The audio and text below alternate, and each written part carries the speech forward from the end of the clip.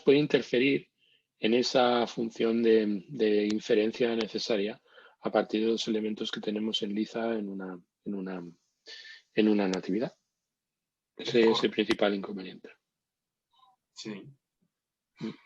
Estaba notando algunas formas de expresión tuyas que me parecen muy acertadas para poder describir con mayor exactitud algunas realidades astrológicas, para que no se me olvidara. Quería preguntar, ¿hubo algo que lo adjetivaste como sinfónico? Y no logro recordar qué fue lo que llamaste sinfónico. Pues llamo sinfónico, fonos, que significa voz. O sea, hay una multitud de voces en cada uno de los lugares.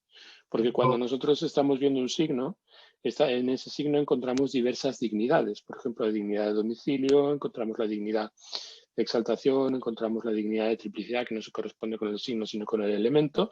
Por lo tanto, hay diversas voces que hablan a través de ese signo. Esas voces se superponen y generan una armonía.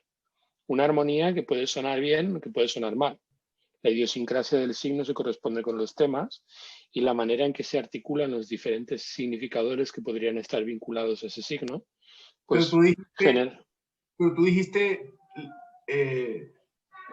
hubo algo que estabas hablando y ahí lo adjetivaste así, sinfónico, no sé, casa sinfónica, signo sinfónico, lenguaje sinfónico, no sé qué fue, me pareció muy acertado, pero bueno, no me acuerdo ahora qué fue.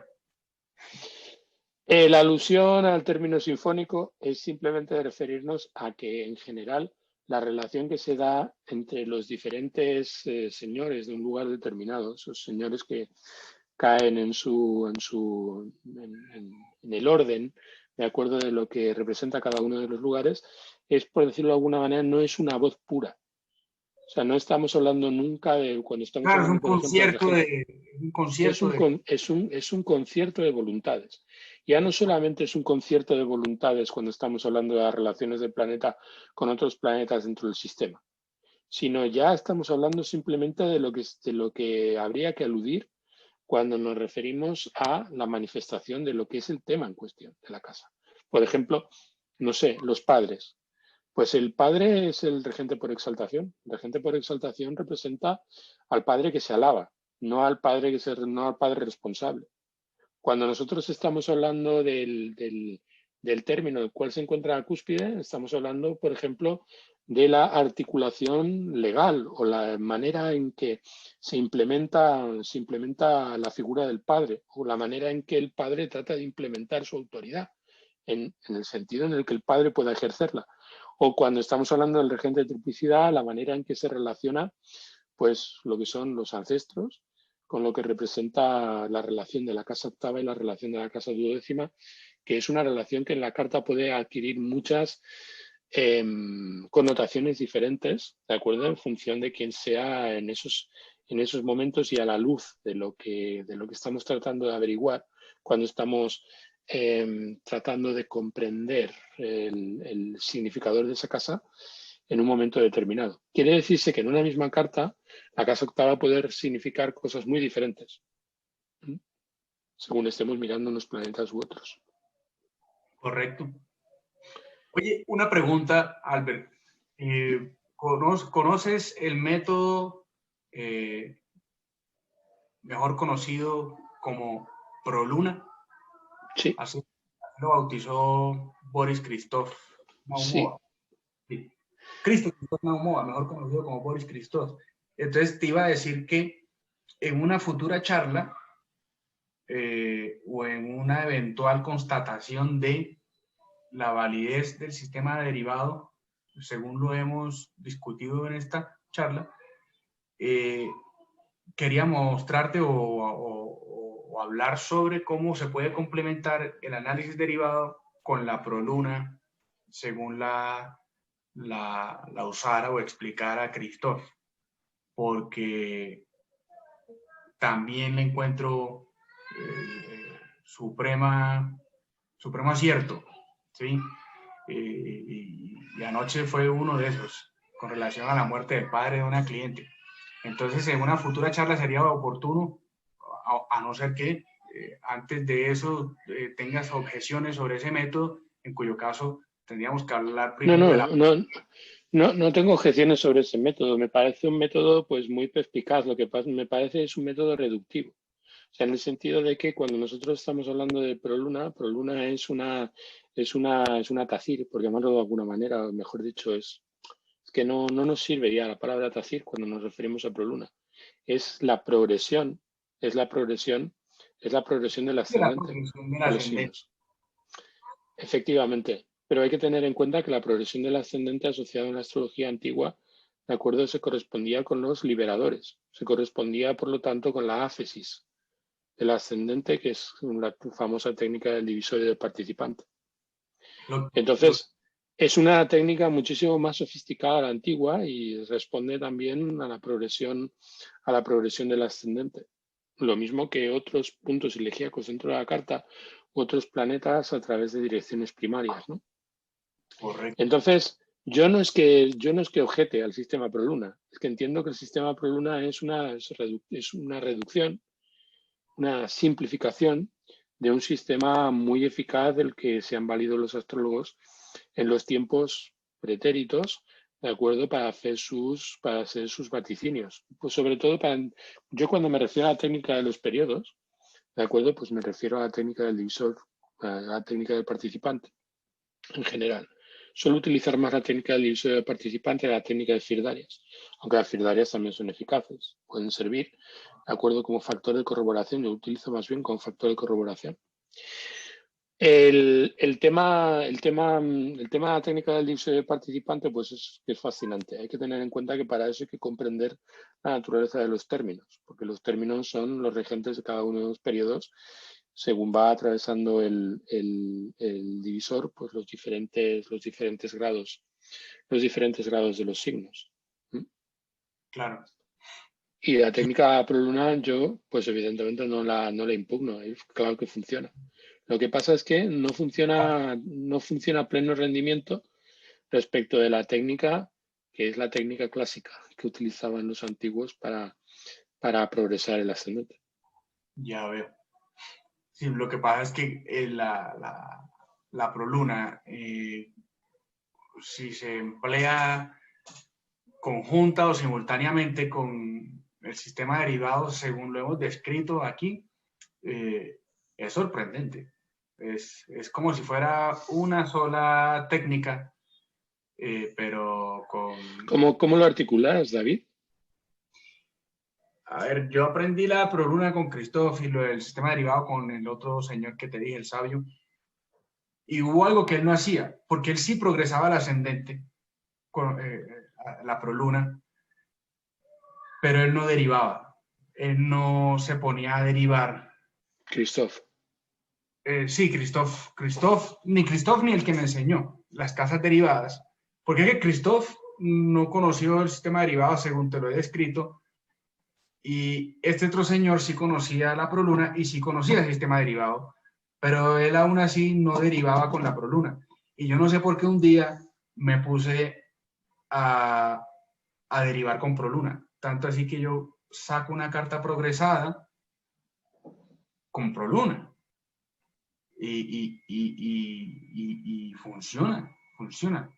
Y entonces, cuando ya uno practica tanto la ProLuna, a veces uno hace un cálculo muy aproximado mentalmente y entonces se pone a ver la carta progresada con la carta natal sin sacar la mano. A mí me gusta sacar la mano cuando me voy a reunir con un cliente, pues como para tener más lucidez, pero a veces la puedes sacar ahí mismo mentalmente. Y si ya conoces el sistema derivado según te lo he descrito y conoces la ProLuna, entonces, por ejemplo, yo voy a cumplir 35 años, estoy próximo a ingresar en mi casa 6, que comienza con Capricornio. Entonces, yo puedo no solamente considerar como Capricornio mi ascendente actual, sino que de ahí puedo comenzar a derivar. Por ejemplo, si la casa 6 me abre en aproximadamente los 18, 10 o 15 grados de Capricornio, entonces la casa 2 actual mía serían los 15 grados de Acuario y la 3 los de Piscis y así sucesivamente. Entonces, tiene resultado. Y por ejemplo, ayer con una cliente le dije, me preguntó algo del papá, entonces yo le dije, pues mira, como las casas, como el eje que está pronunciado es el 6 y el 12, entonces por ahí es que voy a distinguir a uno de tus padres y tú me dices cuál es cuál. Uno o murió o guarda tendencia a morir por un asunto cardiovascular. Ese es mi papá. Mi papá ya murió y fue por un infarto. Y yo le digo, ¿a qué edad murió? Y antes de que me conteste, al mismo tiempo yo estoy mirando que lo que describe la muerte está en la casa 8 de la 10 de ella, es decir, la casa 8 del papá dentro de la carta de ella, que sería la 8 de la 10, o sea, la casa 5 de ella. Ahí es donde veo que tiene a Marte y Saturno en un signo vascular que resulta congruente con lo que tiene en el eje de la salud, que es la 3 y la 9 de la natal de ella. Y entonces yo sé que por proluna, en la casa 8 estamos entre los 49 años y los 56 años de edad del papá. Y yo al principio cuando pensé en hacer eso, yo dije, no, pero es que ya sería muy atrevido a hacer eso. Y comencé a ver que daba resultado y lo he venido implementando. Y ayer con ella, como por 25ª vez, me dio resultado también. Yo le pregunto, él murió más o menos a los 50 y pico de años, porque ese planeta, Marte y Saturno, estaban ahí como en la mitad de la 8, la mitad de 40, entre 49, 56, 50, 51 años. Me dice, sí, murió a los 51 y medio. Y eso es proluna. Pero hice la proluna junto con la derivada. O sea, siempre da resultado. Y las veces que no da resultado es porque es uno el que, o al menos así lo he sentido, ha sido uno quien no ha hecho una traducción correcta de los símbolos que están en la carta. Y por poner un ejemplo muy sencillo, Piscis, por ejemplo, sabemos que rige la medicina, que es endocrino, que es linfático, que es glandular, que es artístico, que es musical, que es clarividente, que es hemisferio derecho del cerebro, todo eso, que son los mares, que es el alcohol, todo eso. Y yo he notado que también tiene que ver con la repostería. Entonces a veces tú ves una configuración en la casa de la profesión que tiene que ver con Piscis y no entiendes por qué es repostero cuando estás fijado con que ese signo es solamente médico, pero se te olvida que es artístico, es creativo y que tiene también que ver con el dulce, no solamente con el alcohol. Y Tauro y Leo también tienen que ver con el dulce, pero Piscis también.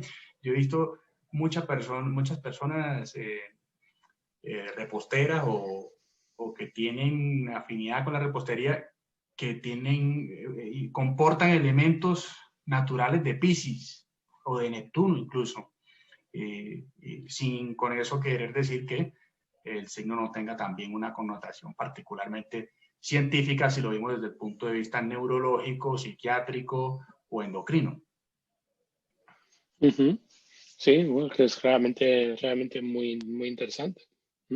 Ahí estás valorando también condiciones de la melotesia, ¿no? La asociación de los signos con las diferentes partes del cuerpo, las diferentes partes del organismo. Bueno, en la comparación del ProLuna con el sistema de casas derivadas, pues la verdad es que es una combinación audaz y puede dar buenos resultados porque en sí el ProLuna es un sistema que suele darlos, ¿no? Entonces, si funciona una cosa y funciona la otra, juntos pues tienen altas probabilidades de hacer sinergia. Y bueno, por lo que me estás comentando, pues es una sinergia afortunada. Porque te funciona siempre, dices, ¿no? Pues yo he encontrado que no me ha fallado. Obviamente no puedo decir que yo he hecho 1.000.000 de cartas, que he tenido 1.000.000 de clientes, pero creo que he tenido un número razonable como para poder decir que es consistente. Hasta ahora no descarto que puede fallar, ¿sí? No descarto que pueda haber de pronto una técnica incluso menos subjetiva, en caso de que se encuentre muy subjetiva, pero pues hasta ahora me ha dado mucho resultado. Y me gustaría en algún momento intercambiar contigo aquello que decías del lote del padre.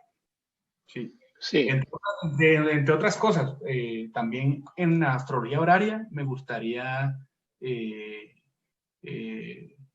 intercambiar mucha información, porque confieso que en la astrología horaria soy más intuitivo que técnico o lógico, ¿sí?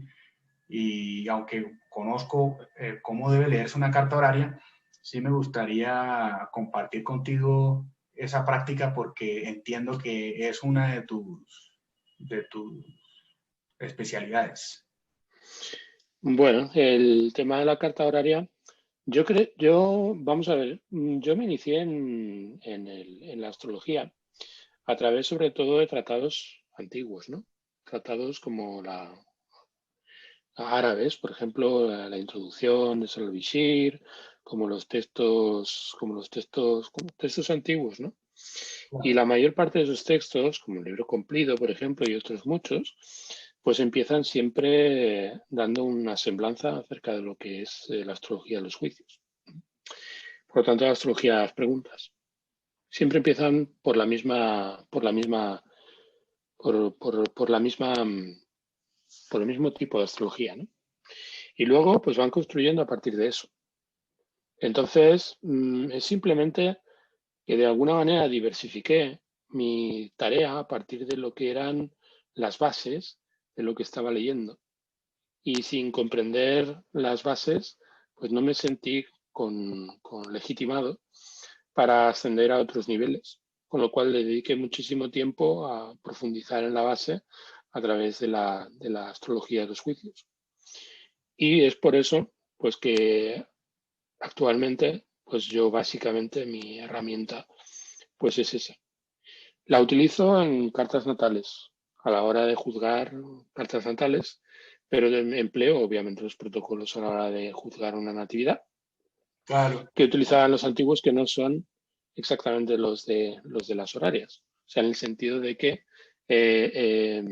una carta es un conglomerado de preguntas sobre una pregunta fundamental, que es el quién es, ¿de acuerdo? ¿Quién es y a qué ha venido, ¿no? O sea, quién es y a qué ha venido. Tiene que ver con el condicionamiento de la persona, el condicionamiento previo, ¿no? Correcto. Entonces, desde mi punto de vista, la astrología horaria es una herramienta, pues, para ganar las batallas. No sirve para ganar las guerras en astrología, pero sí para ganar las batallas.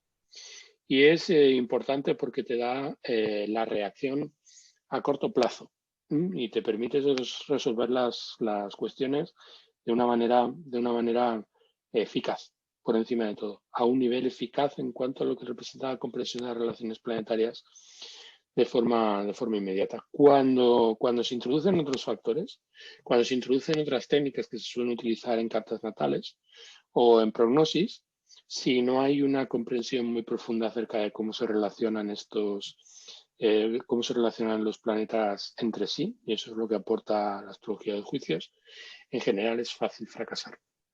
O es fácil redundar en cuestiones que son muy genéricas. Y Claro. muchas veces cuando nos falta la base técnica, debemos apelar, pues, algunas veces al ojo de buen cubero, ¿no? A tener una buena intuición, ¿no? Tener un entendimiento sagaz, la En la- sagacidad. en- Aquello que no se enseña, que no se puede aprender en astrología. En astrología no, es una cosa con la que uno nace y que desarrolla con la práctica, porque la intuición también se desarrolla con la práctica, pero que no se estudia. sí. En mi libro tengo un pequeño comentario. Pues es una colección de ensayos, ¿no? Carta a los lectores, carta a los estudiantes, como dos prólogos diferentes, y el primer ensayo, segundo, el noveno, y ya en la parte complementaria del libro encuentras comentarios sobre cajas derivadas, los nodos lunares, la astrología china. Ah, no, no lo puse como comentario, lo puse como un ensayo. A propósito de la consulta astrológica. Y ahí toco y comparto contigo ese tema. Hablo sobre qué entra en juego desde el punto de vista intelectual o neurológico al momento de la consulta. Entonces, cuando hablas de la intuición, yo sostengo que la intuición es el razonamiento natural del hemisferio derecho del cerebro y que la lectura astrológica o la comprensión de lectura astrológica depende en gran parte del buen desarrollo de ambos hemisferios, porque comprende una mina de conocimientos y de técnicas y de cálculos que la rige el hemisferio derecho, pero tampoco puede permitirse, y nos pasa a menudo, que bloquea un poco la naturalidad de ejecución del hemisferio derecho, que es la intuición. ¿Sí? El hemisferio derecho, la intuición es una forma de inteligencia y sabe cosas que no sabe la parte consciente. ¿Sí? Porque este percibe y este es el que interpreta. Percibe, interpreta, percibe, interpreta. Y durante la lectura hay que estar haciendo eso simultáneamente. Y aunque tienes una mina de oro, tienes que mantener encendido todo el tiempo la intuición, porque a veces es que un signo, una casa, es un mundo de cosas, es un universo de cosas. Entonces, si Piscis rige medicina, música y también la repostería, entonces, ¿cuál escojo? Ah, pues hay que ver dónde está Júpiter. Ah, pero es que también está Neptuno. Pues, ¿cuál de los dos? Pues el que tenga más fuerza. Ah, pues está en el mismo signo, en la misma casa. Entonces, sí, con muchas cosas y a veces es la intuición la que le da la guía al conocimiento empírico, a la lógica formal, a todo lo que uno tiene en el hemisferio izquierdo. Sí. Ahí es muy interesante eso. Hay que tener en cuenta cómo el ser humano aprende.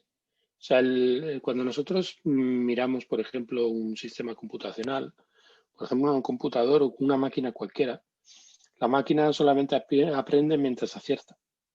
En realidad no aprende, sino que calcula. Quiere Claro. decirse que en el momento en el que ocurre un fallo, pues el proceso se bloquea.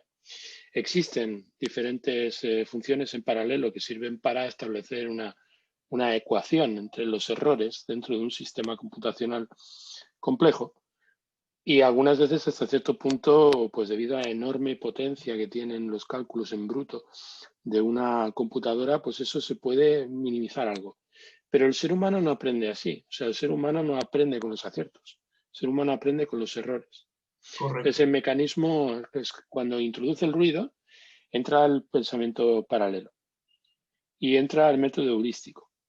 El método heurístico, pues es un método que solamente pueden pues aplicar los seres de acuerdo que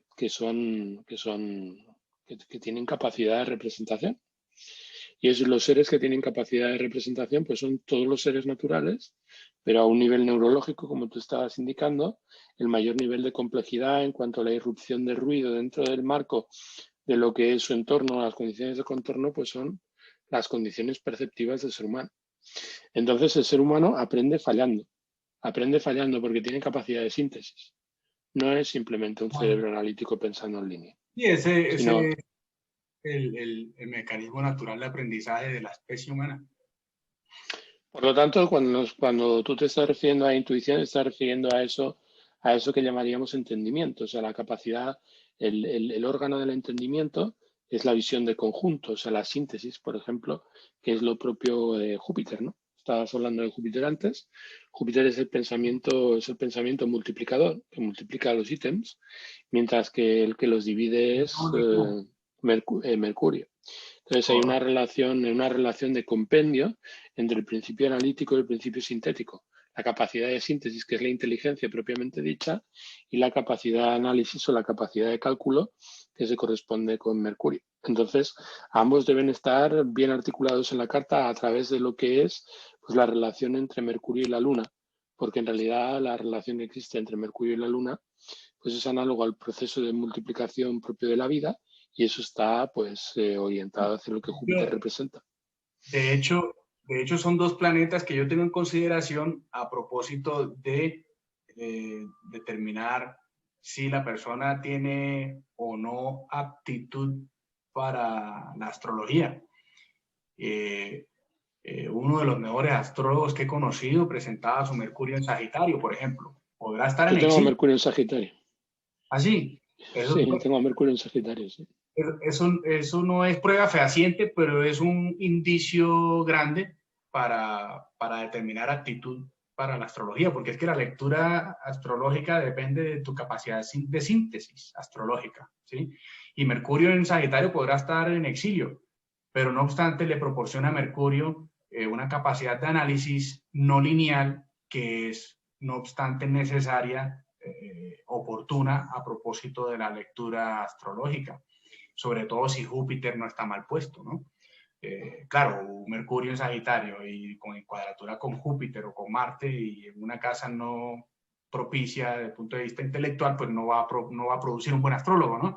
Pero es una tendencia, es una tendencia. He visto mucho que, para mí el signo de la astrología, porque dicen que es Urano el planeta de la astrología, que es Acuario, pero para mí el signo natural de la astrología, si lo vemos desde el punto de vista de la lectura astrológica, de la comprensión de lectura astrológica, para mí el signo de la astrología y el planeta de la astrología son Sagitario y Júpiter.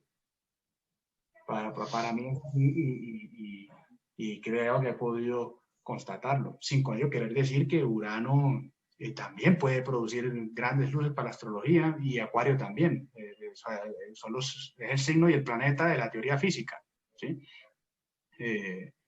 Entonces no descarto eso, pero a mí sí me parece que los mejores astrólogos siempre tienen cosas de Sagitario y de Júpiter o de la casa 9, más que de Urano y de Acuario. Sí, bueno, a mí buena parte de muchos de los astrólogos con los que he estado hablando, pues por ejemplo, gente como Segundo Ruiz, como Fernando Raúl, de Fernando Raúl Astrology, son Mercurios en Sagitario. Mónica Barletas, Mercurio en Sagitario. Yo tengo Mercurio en Sagitario. O sea, en general hay muchos astrólogos con Mercurio en Sagitario y con Mercurio en Piscis también. Sí. Aunque yo creo que es más Mercurio en Sagitario que Mercurio en Piscis. Pero Sí, también... es más que todo Sagitario y Júpiter. Un Júpiter poderoso, una buena casa 12, la 9, la 8, o el Sagitario en la casa 3. A veces es el Mercurio en Sagitario en la 9 o en la 8. Sí, son buenas combinaciones, pero la mayoría de astrólogos, incluso Robert Hahn también, creo que tiene Mercurio y el Sol en Sagitario en la casa 5 y por signos enteros en la casa 6, que para mí tiene una determinación sobre la capacidad lógica del individuo, la casa 6, porque tiene, amparándome en el principio hermético, como es por dentro es por fuera, si la casa 6 encontramos intestino delgado o tiene que ver con la salud, es porque ahí está el intestino delgado y el intestino delgado, de la integridad del intestino delgado depende la integridad del sistema inmunológico, porque el intestino delgado es quien discrimina, discierne entre los nutrientes, y por eso los médicos llaman el intestino delgado nuestro segundo cerebro, y por eso el Virgo es el signo más afín, más naturalmente afín a la casa 6, y si es cierto lo que decía Hermes Trismegisto, de que como es por dentro es por fuera, como es arriba es abajo, entonces la casa 6 tiene que tener una determinación sobre la capacidad lógica del individuo, y he podido comprobar profesiones o talentos que de otro modo no se explicarían a la luz de la carta, estando esa carta correcta en hora, en día, en mes, en año y en lugar, ¿sí? Entonces yo por eso cuando voy a determinar las actitudes de un individuo, los talentos del individuo, si es para cocina, si es para medicina, si es para medicina, qué área de la medicina, si es para neurología o para la psiquiatría o para lo cardiovascular, lo que fuera, yo siempre miro, todas las casas mutables me parecen, perdón, todas las casas cadentes me parecen tan cognitivas como los signos mutables. Entonces yo siempre miro, pues obviamente primero que todo el ascendente y el regente natal, pero siempre miro casa 3, casa 6, casa 8, 9, 10 y 12 para ver para qué es bueno el nativo. Y normalmente a veces coincide con lo que está llamado a hacer en la casa 10, que es la profesión oficio, a veces no. ¿Sí? Entonces por eso a veces estudian una cosa y se dedican a otra o viceversa. Y a veces coincide, como en el caso de Vivaldi, por ejemplo, que todos sus dotes están descritos en la casa 6. Y si uno no pensara que la casa 6 tiene una connotación intelectual, entonces diría que se trata de un chef. Porque tiene... Pero por signos enteros o por signo o por casas de cuadrante. casas de cuadrante y signos enteros. Porque es que a mí no me gusta llamar los signos enteros, pero yo uso signos enteros. No me gusta llamarlo así, porque me parece que si la cúspide de la casa 6 tiene a Capricornio, por ejemplo, que es mi caso, y Neptuno está en Capricornio, pero en la casa 5, por sentido común, por necesidad lógica, tiene que tener algún efecto sobre la casa 6, porque ese es el signo con el cual abre ese espacio geométrico de la carta. Y Neptuno está vestido de Capricornio. Entonces tiene que tener alguna influencia sobre la casa 6, aunque se encuentre hospedado en la 5. Entonces tiene efectos sobre ambas, ¿sí? No estoy diciendo que Neptuno está en la 6, pero tiene efectos sobre la 6, ¿sí? Sí. Que es lo que astrólogos de tu escuela pues llamarían por signos enteros, ¿sí? Que pues sí, llámese como se llame, me parece válido. Me parece válido. Entonces, por ejemplo, si uno mirara la carta de Vivaldi, uno diría, bueno, esto es un repostero, o esto es un chef de envergadura, porque tiene al Sol y a Júpiter en Piscis en la casa 6, y antes de eso está Acuario, entonces es creativo, es original, y está Mercurio y está Marte, ¿sí? Pero no es un chef, es un compositor musical de envergadura, además. Y creo que es una de las cartas que mejor refleja un buen potencial de hemisferio izquierdo y derecho, porque en el signo, en la casa 12 creo que tiene una connotación que es más de lógica que intuitiva, pero entonces en la casa 6, que es la de la lógica, no la de la intuición, presenta lo que es natural de la 12, que es Piscis, y está Júpiter ahí y está el Sol, ¿sí? Entonces, y es apasionado, además, tiene a Mercurio conjunto a Marte en Acuario, en la casa 6, y yo por eso a mí me gusta más Vivaldi que Bach, porque es como más apasionado. Las 4 estaciones es toda una novela, tiene un principio, un clímax y una conclusión, es toda una narración. Pero a lo que voy es a eso, que para determinar aptitudes voy a las casas cadentes, signos mutables, y la casa 6 me parece tan cognitiva como la 3 y como la 12. Y